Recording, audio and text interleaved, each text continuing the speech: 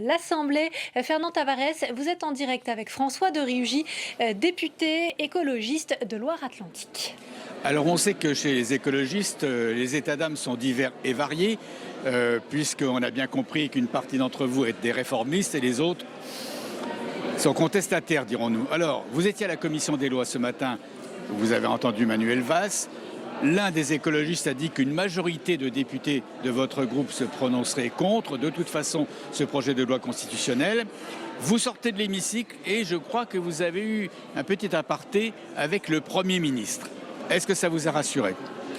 J'ai simplement, en effet, demandé au Premier ministre s'il confirmait ce qu'il avait dit ce matin en commission des lois sur l'état d'urgence. Parce que dans cette réforme de la Constitution, il y a deux articles.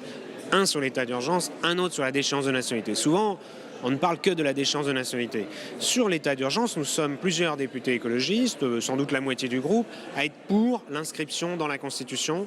Nous souhaitons amender sur le contrôle parlementaire et le fait qu'il y ait une durée maximale de 3 mois, de 4 mois, puis à chaque fois on repasse devant le Parlement et le Premier ministre m'a confirmé que le gouvernement serait ouvert aux amendements sur ces deux thèmes. Sur la déchéance de nationalité, c'est vrai que là, il y a sans doute une majorité du groupe écologiste qui est plutôt contre. Moi, je fais partie de ceux qui ne s'y opposent pas par principe. La nouvelle rédaction qui est proposée par le gouvernement va dans le bon sens. Moi, je souhaite qu'on en sorte parce que cette espèce de feuilleton, tous les jours, on avait une nouvelle formulation, une nouvelle idée. Je crois que les Français regardent ça avec effarement.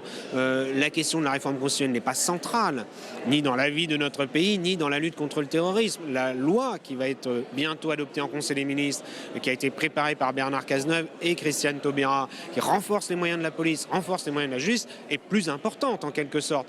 Bon, il faut aller au bout de cette réforme de la Constitution. Pour aller au bout, il faut un accord entre la gauche et la droite. En tout cas, entre une grande partie de la gauche et une grande partie de la droite à l'Assemblée, au Sénat. Donc moi, je souhaite que l'on trouve cet accord et que l'on vote sans tarder cette réforme constitutionnelle. On a entendu ce matin les Républicains être un petit peu plus sur la réserve qu'auparavant. C'est le moins qu'on puisse dire. Ça vous inquiète ? Mais là aussi, il y a des postures parfois à la gauche de la gauche, comme on dit, très contestataires, très contre tout ce que fait le président de la République et notamment cette réforme constitutionnelle. Puis à droite, il y a aussi des postures, c'est-à-dire que certains disent attention, on a l'impression qu'ils cherchent un prétexte pour s'opposer. Non, c'est une mesure qui a longtemps été portée plutôt par la droite, disons-le. Et donc la droite, je crois, devrait là aussi avoir un esprit de responsabilité. Il y a une aspiration chez les Français à l'unité, à l'union nationale sur ces questions-là. Sur la Constitution, il le faut, sinon il n'y a pas de réforme. Je crois que les responsables de droite ont dit qu'ils étaient ouverts. C'est le moment ou jamais que les uns et les autres passent à l'acte et votent pour. Merci François de Rugy. Marion Lefebvre, c'est à vous. J'ai été heurtée par les propos du président du groupe écolo, parce qu'on n'est pas en train de faire de la tambouille. On est en train de parler de la Constitution de notre République. Et on est en train de parler de l'état d'urgence et de la déchéance de nationalité. Donc des choses extrêmement sérieuses.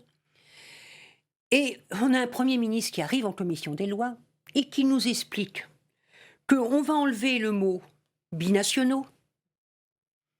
Et donc ça va tout résoudre puisque tous les citoyens français pourront voir... Seront donc concernés par des enjeux de nationalité. À condition de ne pas faire d'apatrie. Attendez, mais dans le même temps, il nous dit on va ratifier la Convention de 1954 et on ne fera pas d'apatride. Donc ça veut dire qu'en fin de compte, ne seront touchés que les binationaux.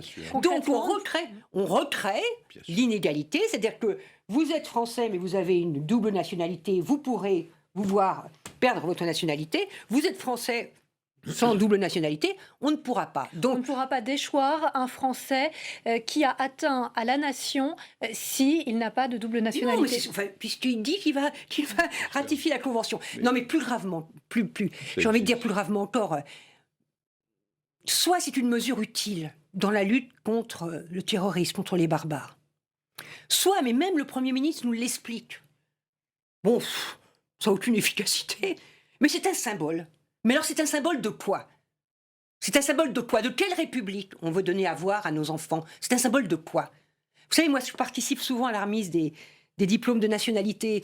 Et on finit la cérémonie, on chante tous ensemble la Marseillaise, voilà, on forme une nation. La nation, ce sont des hommes et des femmes qui la constituent. C'est pas décidé d'en haut, la nation. C'est pas quelqu'un qui dit vous en êtes pas. La nation, ça se constitue. C'est ça le message de des révolutionnaires de 1789. La nation, ça se constitue. Donc, je trouve que là, vraiment, quelque part,